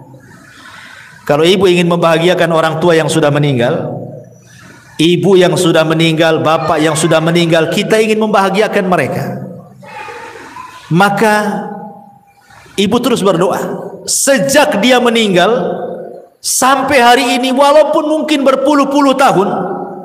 Berdoalah dengan 3 kata. Apa itu? Allahumma gfir lahu, ya Allah ampuni dosanya. Maka dia sangat bahagia bu kalau ibu ngomong begitu. Yang kedua, Allahumma arhamhu, ya Allah kasihi dia, rahmati dia. Itu sangat bahagia kalau dia mendengarnya. Yang ketiga, Allahumma tsabithu, ya Allah tetapkan dia. Yusabbitullahu alladhina amanu bil qauli tsabit, ya Allah mantapkan jawabannya supaya jangan salah ya. Karena orang itu kan akan terus diazab oleh Allah Subhanahu wa taala kan. Kalau dia dapat azab kubur, naudzubillah. Kalau dia dapat nikmat kubur, alhamdulillah. Lah orang-orang yang diazab itu mereka juga menunggu-nunggu kita gitu ya, doa-doa kita itu. Karena itu bisa meringankan azab mereka. Dengan kita berdoa kepada Allah, ya Allah ampuni dosa dia, rahmati dosa dia, mantapkan dia ya Allah, berikan dia kemudahan di situ. Itu sangat bahagia si mayat itu. Bahagia sekali. Termasuk juga yang kedua setelah doa, sedekah. Sedekah itu membahagiakan orang mati. Ibu ada uang, nampak ada masjid, saya sedekah untuk orang mati. Nampak ada orang fakir miskin, anak yatim, sedekah untuk orang mati. Nampak ada orang yang perlu kita bantu, sedekah untuk orang mati. Dan begitu seterusnya bu. Itu sangat bahagia orang si mayat itu. Itu sebenarnya yang bisa membahagiakan orang yang sudah mati itu. Doa dan sedekah. Itu yang sudah jelas-jelas. Ya, adapun yang lain kan jadi perselisihan para ulama, seperti baca Quran itu jadi khilaf ulama. Nah, kita kan cari yang jelas-jelas saja, yang tidak ada khilaf ulamanya di situ. Ya. Jadi itu diantara hal-hal yang bermanfaat bagi si mayat. Yang paling penting adalah doa dan juga sedekah. Dan ingat, jangan sampai niyah. Itu akan menyakiti hati dia. Jangan sampai niyah, meratap. Makanya kenapa dalam Islam itu wanita dilarang sering-sering datang kuburan kan? Bahkan Rasul mengatakan la'anallah zawarat, dalam riwayat zuwarat al-kubur. Allah melaknat wanita-wanita yang suka ziarah kubur. Maksudnya suka ziarah kubur ini karena bahasanya pakai siagul mubalaghah. Zuwarat atau zawarat itu menggunakan siag al-mubalaghah, artinya yang sering-sering. Boleh sekali-kali tapi jangan sering-sering. Karena sering-sering ziarah kubur itu akan menggugah sehingga orang itu takut meratap.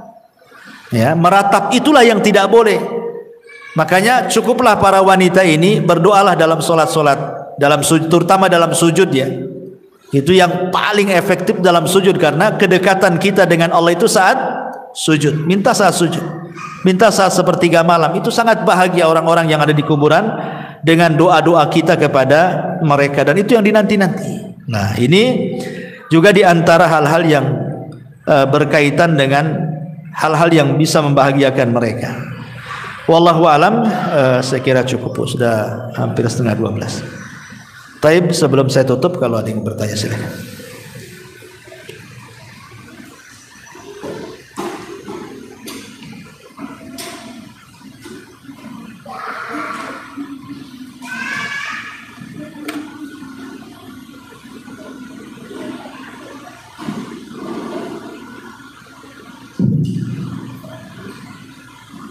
Assalamualaikum warahmatullahi wabarakatuh. Waalaikumsalam warahmatullahi wabarakatuh. Di bab yang setelah amal soleh dan lebih tempat, terus pada bab pengaruh orang merantau di kuburan, maka orang yang meninggal akan merasakan tidak tenang. Yang anda tanyakan bukan apakah pengaruh orang yang merantau tersebut tidak merasa tenangnya itu bagi orang yang soleh atau bagi orang yang diazab. Maksud anak, apakah orang yang soleh merasakan juga ketika ada keluarganya yang anak-anaknya yang beliau tersebut? Iya. Ya, apakah termasuk juga orang yang beriman ataukah di luar orang beriman gitu ya? Kalau kita melihat hadis-hadis tentang masalah larangan niyahah, Bu, itu umum. Ya, sangat umum. Seperti Nabi SAW mengatakan, isnatani fin nasi huma bihi kufrun, at-ta'nu fin nasabi wan niyahatu alal mayyit. Dua perkara kalau terjatuh maka jatuhlah dalam kekufuran. Salah satunya adalah mencela nasab dan meratap orang mati. Kemudian di dalam hadis Nabi SAW mengatakan bahwa sebab di antara azab kubur itu, maksudnya si mayat itu merasa tersiksa dengan azab itu adalah biniyahatil hayy, karena ratapan orang yang hidup. Jadi di sini tidak dicerita orang yang ada di kubur, tapi cerita orang yang meratap. Berarti siapapun orang yang dikubur, apakah dia orang soleh, apakah dia orang baik, kalau diratapi gitu ya, maka dia akan tersiksa hatinya. Ingat, tersiksa hatinya, bukan tersiksa badannya ya. Diazab di sini bukan azab fisik, bukan. Tapi merasa sedih dia di dalam kuburannya. Kenapa kok saya sudah, walaupun sudah mendapatkan nikmat kubur, kok diratapi? Saya sudah senang di sini. Sehingga dia akan merasa sedih juga gitu, si mayat yang ada di dalam kuburan itu. Makanya dilarang. Kenapa kemudian Nabi menganggap niyahah itu sebagai dosa besar? Karena menyiksa hatinya orang yang sudah meninggal, walaupun dia orang baik. Ya, walaupun dia orang baik, ibunya soleh, bapaknya ibunya soleha, bapaknya soleh, kemudian meninggal. Anaknya pula toleh gitu ya, nggak jelas gitu, akhirnya meratap, maka akan tersiksa itu ibu bapaknya. Maksudnya tersiksa batinnya, sekali lagi ya, bukan jiwanya, bukan badannya disiksa, nah maksudnya batinnya tersiksa. Ya, jadi tidak ada ketenangan jadinya. Dia sudah tenang masih juga diganggu. Itu maksudnya. Wallahu a'lam. Wa ya.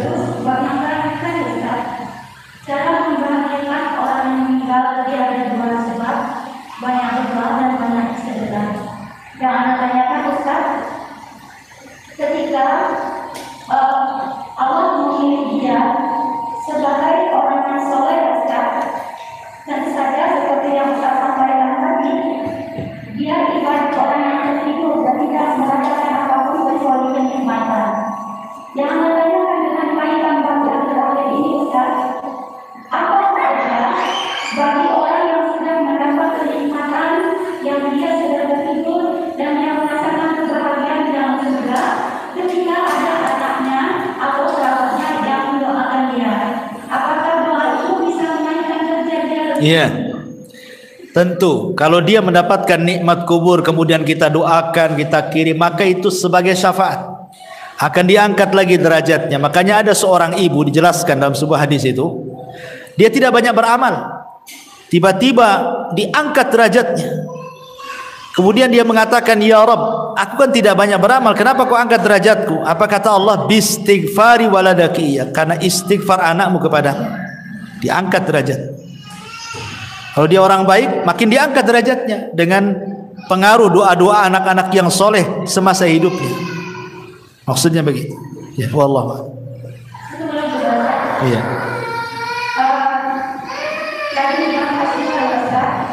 Ketika orang-orang yang meninggal tersebut, Allah sudah menentukan ketika dia beramal soleh, itu kan sudah diutus dua malaikat dan dua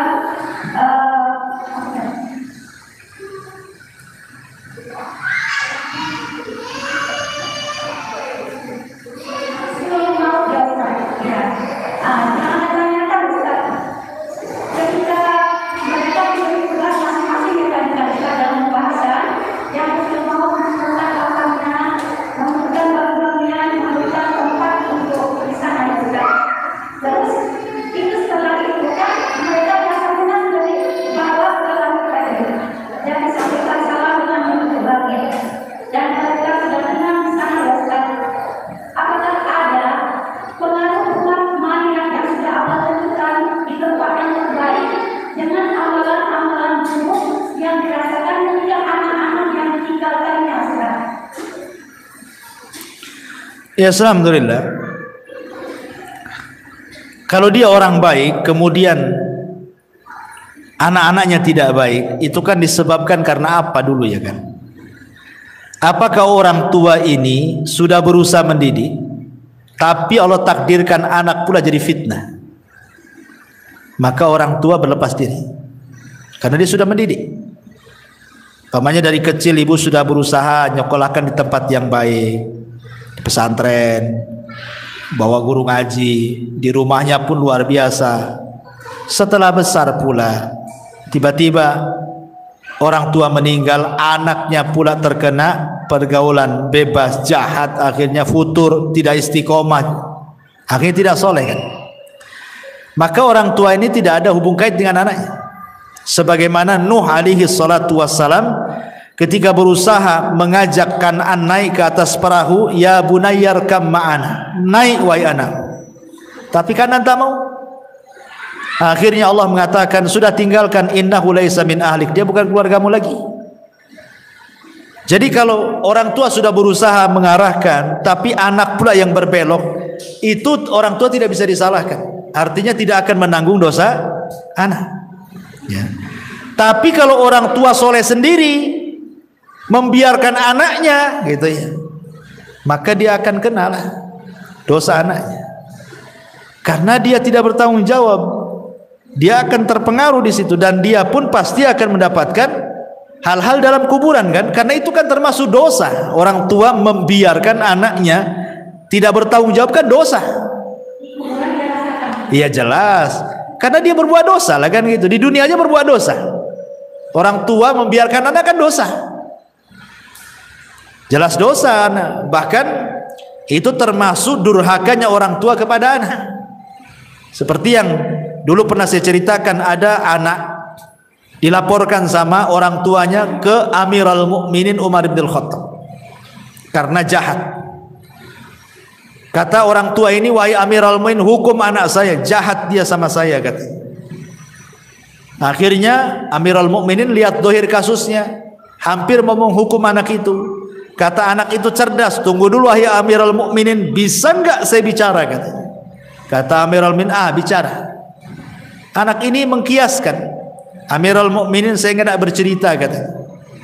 Ada orang membeli seorang budak wanita, kemudian digauli budak wanita itu. Setelah hamil dia tidak suka kehamilannya, dia hanya ingin gauli saja. Lahirlah kemudian dari budak itu anak laki-laki. Karena tidak suka dari awal, tidak punya keinginan punya anak dari budak, akhirnya dibiarkanlah anak itu sampai besar, akhirnya jahat. Kira-kira wahai Amirul Mukminin, yang disalahkan bapaknya, tuannya, atau anaknya kalau itu jahat? Kata Amirul Mukminin, ya bapaknya lah salah. Kata anak itu kisah itu saya ini, kata. Maka Amirul Mukminin mengatakan, tutup kasusnya. Sebelum anakmu durhaka kepadamu, engkau sudah durhaka kepada anak. Kan itu ceritanya. Ya, jadi tidak semua durhaka itu berasal dari anak ke orang tua. Orang tua pada anak pun bisa durhaka, gitu maksudnya. Ketika tidak mendidik, kan. Berarti kan dosa besar, dia melanggar karena tidak bertanggung jawab. Sementara Rasul mengatakan kullukum ra'in wa kullukum mas'ul. Kalian itu pemimpin dan akan ditanya setiap kepemimpinannya, kan. Ya jelas pengaruh itu. Dosa anak itu akan terbawa kalau itu kesalahan orang tua. Ya, wallahu a'lam. Tadi Ustaz sampaikan amal soleh yang tidak umum di tempat tadi, yang terakhir belum dijaga ya Ustaz. Yang pertama ketika kita dalam majelis, yang kedua ketika di dalam kuburan dalam lingkungan sosial. Terus yang terakhir ya? Yang kedua di akhirat. Ya ketika dalam bentuk catatan.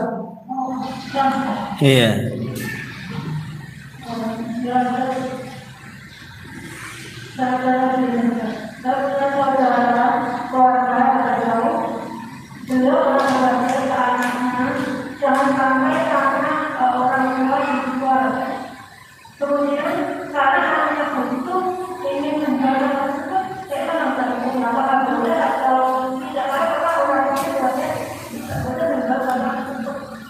Itu harta waris. Harta waris dibagi, dijual. Karena wasiat itu tidak boleh di atas kebatilan. Wasiat itu harus yang baik. Itu kan wasiat jangan dijual kemudian meninggal, nanti jadi ribut ahli warisnya. Ya kan, wasiat itu yang baik. Kalau yang tidak baik kan tidak perlu ditaati. Kalau sampai kemudian cerai-berai gara-gara warisan, sebaiknya nggak apa-apa melanggar wasiat, karena wasiatnya kan tidak sesuai dengan syar'i. Harusnya kan tidak begitu wasiatnya. Kalau saya mati bagi kan itu harusnya. Itu wasiat yang benar. Maka sebaiknya dibagi, Om. Kalau tidak masalah. Iya, sekarang generasi anak pertama mungkin tidak ada masalah. Nanti yang satu mati, kemudian datang pula anaknya. Yang namanya hidup ini kadang pasang surut. Kadang-kadang saya pernah menyaksikan, Bu, ada orang itu ketika ekonominya bagus, dia nggak mau harta waris, nggak mau, cukup dengan yang ada saja. Allah takdirkan bankrupt dia, baru ngorek-ngorek waris. Artinya bahwa manusia itu pasti akan mengalami pasang surut, kan. Ada orang yang ketika sehat merasa saya tidak perlu waris, ketika sakit nggak punya duit, mau berobat, melirik harta waris akhirnya. Butuh juga dia. Kalau yang lain menahan, zalim dia mau berobat gak ada duit, zalim jadinya. Orang ini mau berobat, apa dibiarkan dia mati, nggak dicairkan warisannya? Itu sama dengan membunuh saudaranya.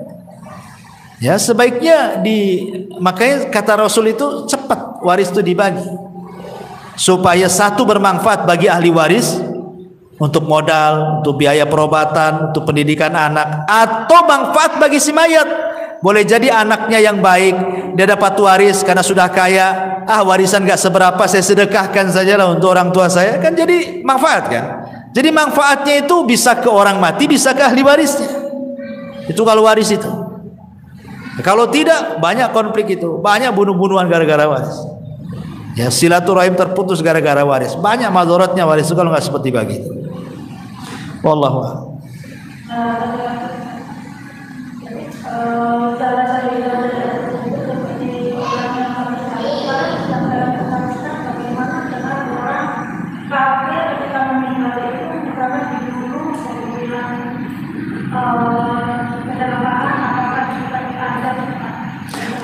Kalau dia mati kafir, ya lah. Kalau dia mati kafir, umpamanya dia mati kecelakaan, ya tetap dia akan dapat azab kalau dia mati kafir. Karena Kekafiran itu kan sudah pilihan dia.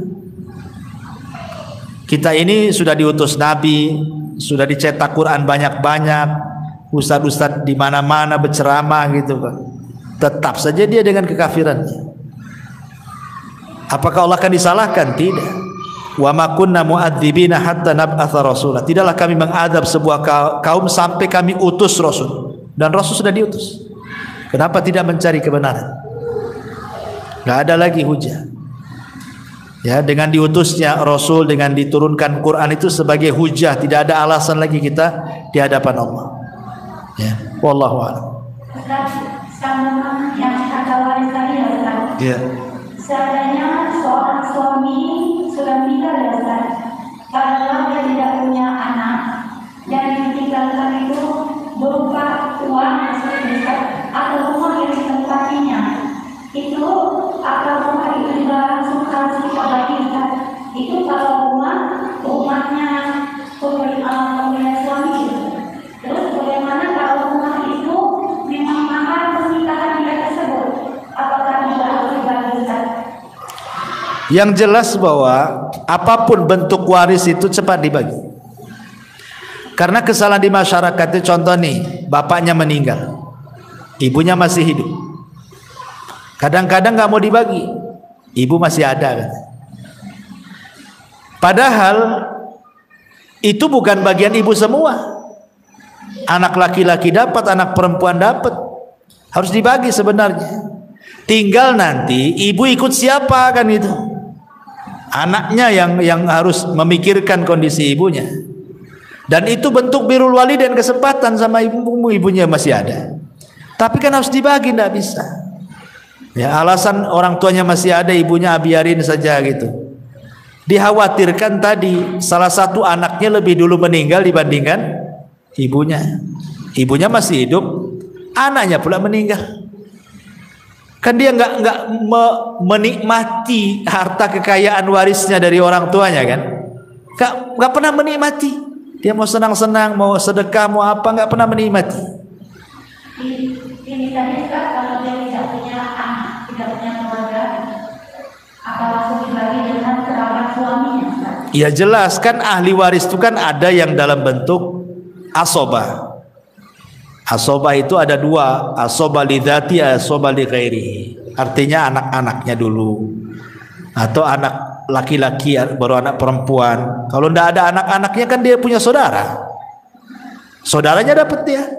Nah, lihat kan sistem waris itu kan ke atas, ke bawah, ke atas, ke samping. Namanya kan. Ke bawah anak-anaknya dulu, baru ke atas ibu, nenek, buyut, ya kan? Baru ke samping saudara. Nah, gitu. Berarti mau nggak mau dia kan harus keluar dari rumah itu ya Ustaz? Ya dibagi, harus dibagi. Secara warisnya dibagi dulu. Wallahu a'lam. Assalamualaikum Ustaz. Waalaikumsalam. Mau bertanya tentang tata cara pengumpulan Ismail. Sebelum Ismail ini meninggal, Ismail ini berpesan agar dikumpulkan sesuai dengan Nabi. Iya. Dan yang diberi wasiat ini seperti istrinya gitu. Karena istrinya tidak memiliki kekuatan, jadi sama pihak keluarga itu dikumpulkan tidak sesuai sunnah. Itu apakah yang diberi wasiat tadi mendapatkan dosa? Ya, alhamdulillah. Ya sebenarnya kalau ada wasiat itu kuat. Orang yang dapat wasiat memandikan itu dia sangat kuat posisinya. Pamannya nih, ibu punya suami, kemudian sebelum meninggal tolong bilang sama Ustaz Abu Mero, beliau yang mandikan. Berarti saya ini lebih kuat dibandingkan keluarga, karena saya pihak orang yang diwasiati, lebih kuat posisinya. Ya, harusnya kan pihak keluarga tahu. Nah, makanya kenapa wasiat itu kalau bisa perlu ditulis. Kalau sekarang mungkin direkam gitu ya, ada handphone kan. Nah, kadang keluarga nggak percaya kan, mana ada deh wasiat-wasiat, pandai-pandai kau aja katanya. Takutnya gitu pula kan. Makanya harus ditulis wasiat itu supaya dibaca oleh semuanya. Ya, kalau keluarga nggak percaya kan ada bukti itu. Datangkan orang pintar, para ustadz, nanti kan dijelaskan sama keluarga. Ya, karena masalah wasiat itu kan semua orang paham, takut melanggar wasiat itu. Ya. Sekarang masalahnya kalau wasiatnya hanya berbisik-bisik sebelum meninggal, dia berbisik, tolonglah kalau saya meninggal kau yang mandikan. Nah, tapi karena terkalahkan dengan keluarganya, akhirnya yang harusnya ibu mandikan, keluarganya pula yang lain atau orang lain fardu kifayah yang lain mandiin kan itu. Ya minimalnya ibu ikut mandikan di situ. Ikut mandikan di situ. Nah, sebagai bentuk pengamalan wasiat tadi. Karena sebenarnya kalau itu suami istri yang berhak memandikan ya pasangan masing-masing. Ya, jadi kalau meninggal istrinya, suaminya mandikan atau sebaliknya, karena hanya dua orang inilah yang berhak melihat aurat dari ujung kaki sampai ujung kaki. Yang lain tidak boleh. Ya. Yang boleh memandang aurat semuanya itu hanya suami ke istri atau istri ke suami. Kalau yang lain memandikan itu agak ribet karena harus ditutup auratnya kan. Walaupun anak-anaknya, tetap kalau dia sudah balik ditutup kan gitu. Tapi kalau suami istri bisa terbuka semuanya. Jadi yang lain hanya pamannya naruh saja gitu ya.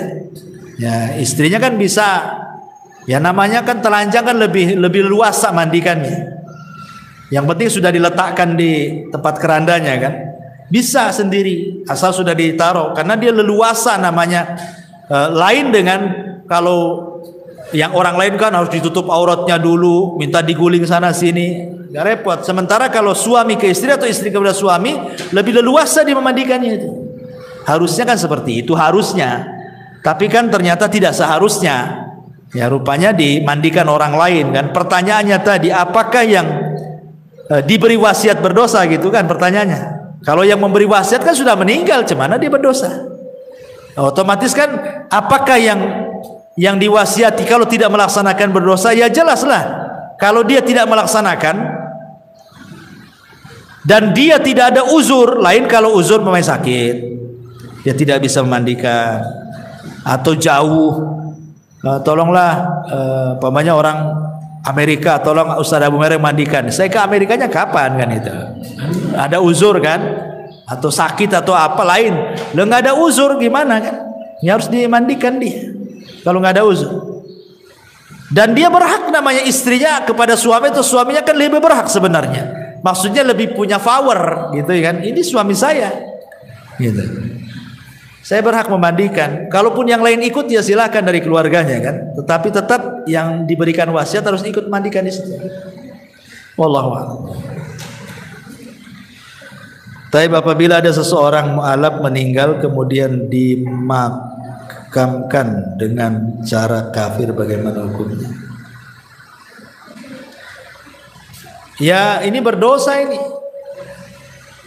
Satu kampung berdosa. Karena kan fardu kifayah. Kalau seandainya nih orang Zatu Puskopkar nih, ada orang muslim meninggal, anggap mu'alaf, kemudian dibiarkan dikembalikan ke keluarganya yang kafir, berdosa semua.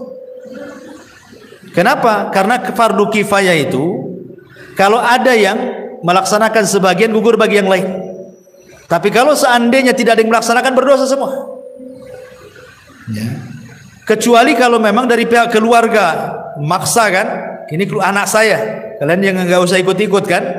Sementara kita tidak punya pemerintah yang kuat menekan bahwa seorang muslim tidak boleh lagi dimandikan oleh keluarganya yang kafir kan. Yaitu kan darurat namanya.